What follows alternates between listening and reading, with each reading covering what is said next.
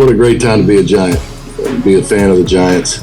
Like, we have something going here. We're building something special, and you can see it from the outside and inside. It's even more beautiful. Reflecting on everything that got me here, just to see that uniform, and I watched. That's the team I watched the most growing up because my dad was a Giants fan. So once a Giant, always a Giant. For me, it's only a Giant. Welcome, everybody, to a special game day edition of All In with Art Stapleton, a New York Giants podcast brought to you by NorthJersey.com and The Record. I'm your host, Art Stapleton, and Giants Patriots certainly has a championship ring to it, but this installment at MetLife Stadium today is all about the top five and the 2024 NFL Draft. The New York Giants and the New England Patriots jockeying for position, factions of each fan base rooting for the tank. The Giants ruined that last Sunday, at least for 1 week, with the 31-19 victory down in Landover, Maryland. And now Bill Belichick, Joe Judge, and the New England Patriots visit the Meadowlands against Brian Daboll, Tommy DeVito, Saquon Barkley, and the Giants. So, how does this one play out today? Well, we certainly know that Belichick does not have the kind of personnel on the defensive side of the ball, really on the offensive side of the ball either, that they've had traditionally. No Tom Brady, obviously. This is the first game between the Giants and the Patriots in the regular season without Tom Brady and Eli Manning since 1999. You think about that. Now, we know the Patriots and Giants don't play every season. They're guaranteed every 4 years.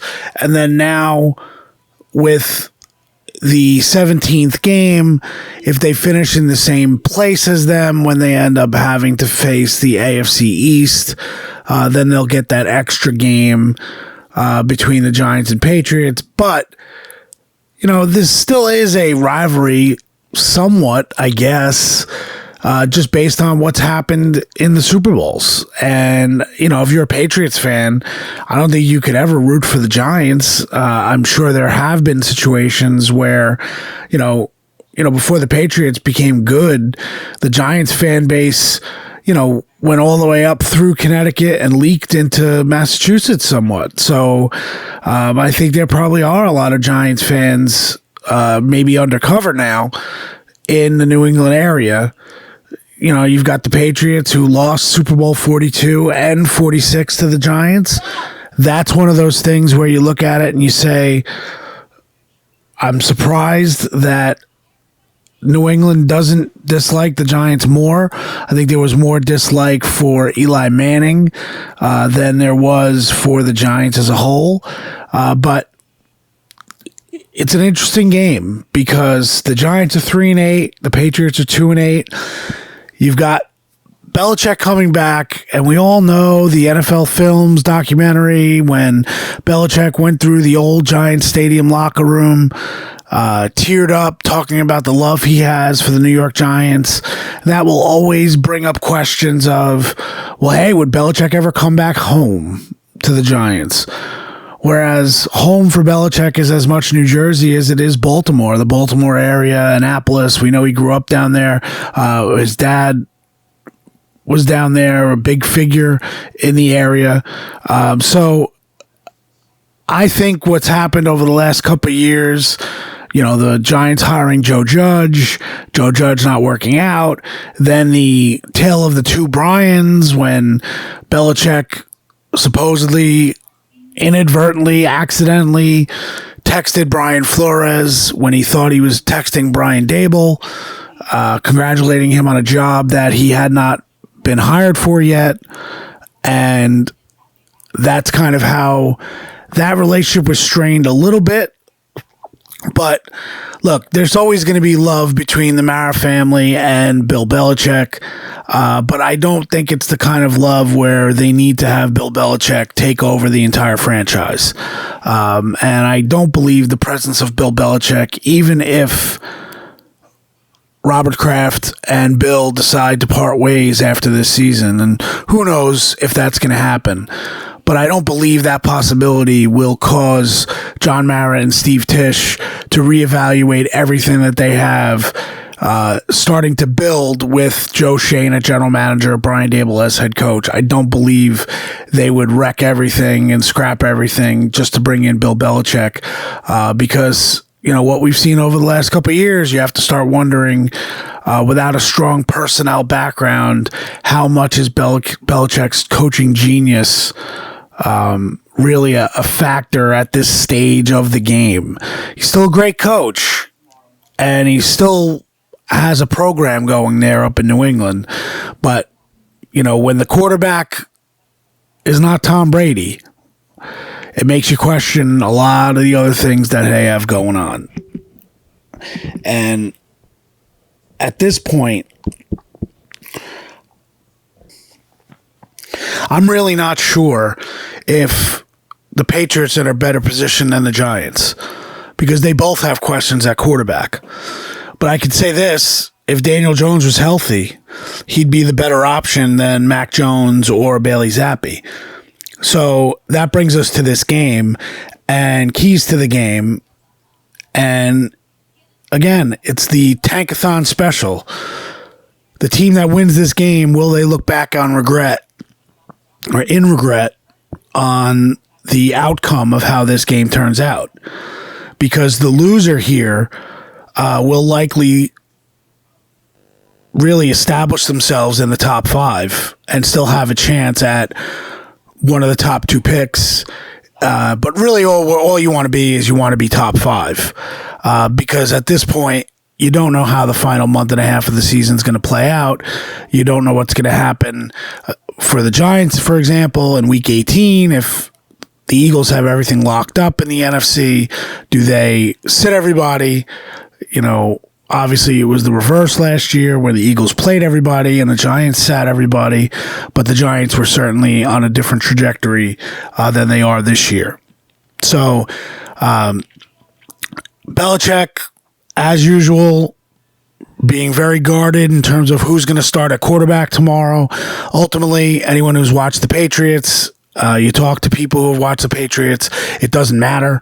If they bench Mac Jones, it's a statement, but it's really not much of a difference between Mac Jones or Bailey Zappi.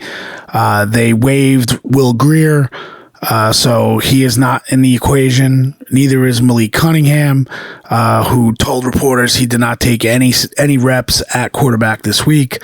For the Giants, it's not even a question. Tommy DeVito is the starting quarterback. He'll get his first start at MetLife Stadium since the 2015 state championship game against St. Joe's Montvale for Don Bosco.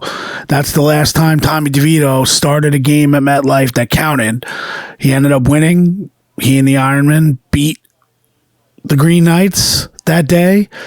And after getting a taste of playing at home against the Jets in relief duty, almost finishing that, and he deserved to win that game. I know he didn't throw any passes downfield, but obviously if they win that game, the legend of Tommy DeVito is even greater than what it is right now.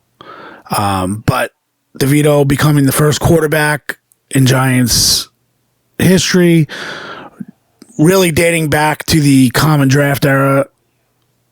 So go all the way back to 1950, and he has 5 touchdown passes at least in 2 games, or his first 2 starts, and that is history for the Giants and for DeVito. Will he be able to perform against the Patriots? Well, we know Bill Belichick is going to come after him. That's no question. Rookie quarterbacks against Bill Belichick in his career. Belichick is 24-6 against those rookie quarterbacks. And according to Elias, 25 touchdowns, 44 interceptions for those rookie quarterbacks. The last one to really have success against Belichick was Trevor Lawrence, but obviously that is now Tommy DeVito's situation. Can the Giants scheme things up? Well, I think some of it comes down to Saquon Barkley. This is his first opportunity to play against Belichick in the regular season. We'll see what Belichick tries to do in terms of taking away what the Giants have offensively. Can the Giants take advantage of Jalen Hyatt downfield? Jalen Hyatt has been getting open. They just really haven't been able to make plays downfield and connect. I think, the presence of Joe Judge will be an interesting sidebar here on this game. Saquon Barkley was asked about Judge, went back to when he tore his ACL, said he appreciated how Judge really tried to lift him up, told him that it would be a hell of a story. So Barkley has a chance to write a hell of a story tomorrow against New England.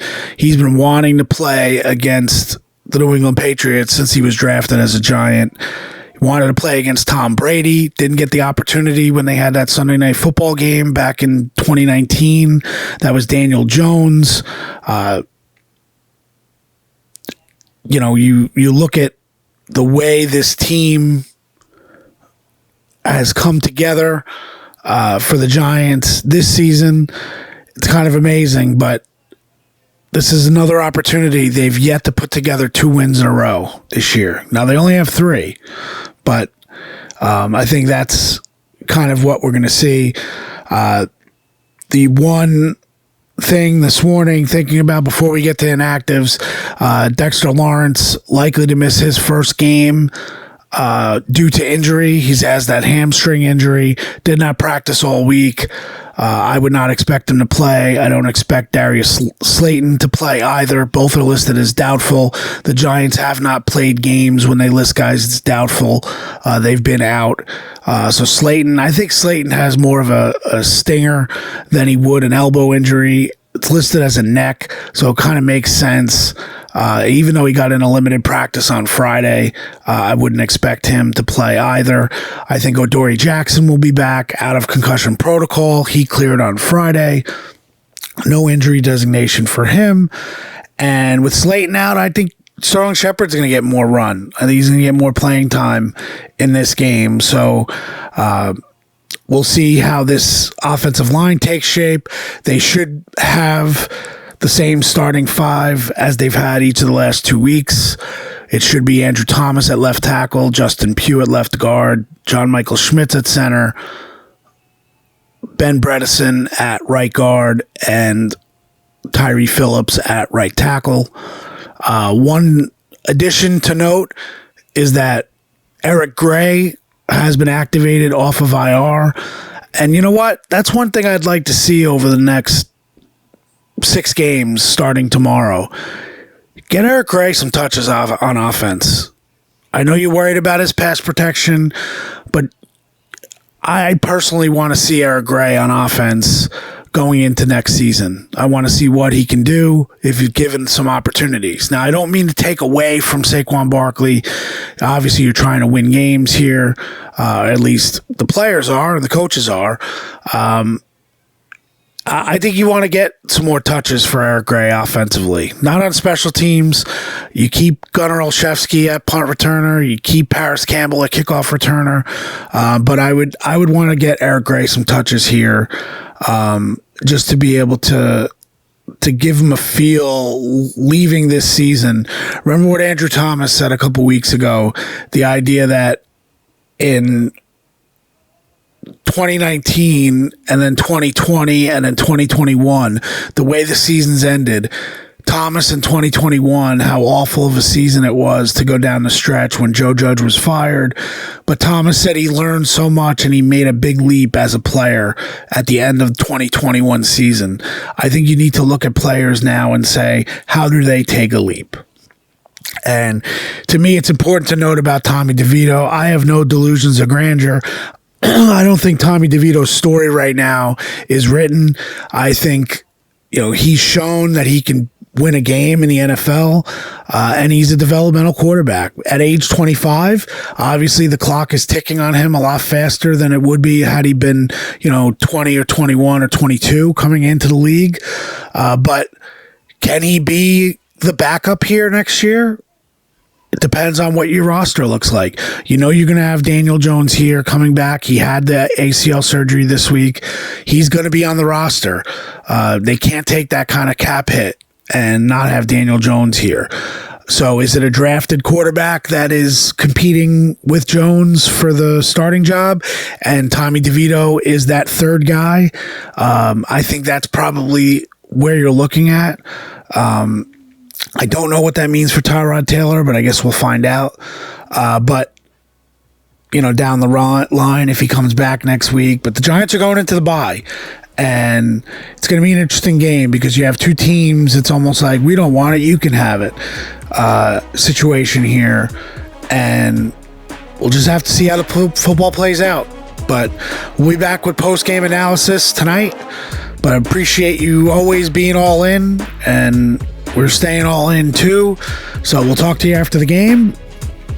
Try to enjoy the game today, and maybe they'll give you some special memories that you can have here for another Giants-Patriots showdown.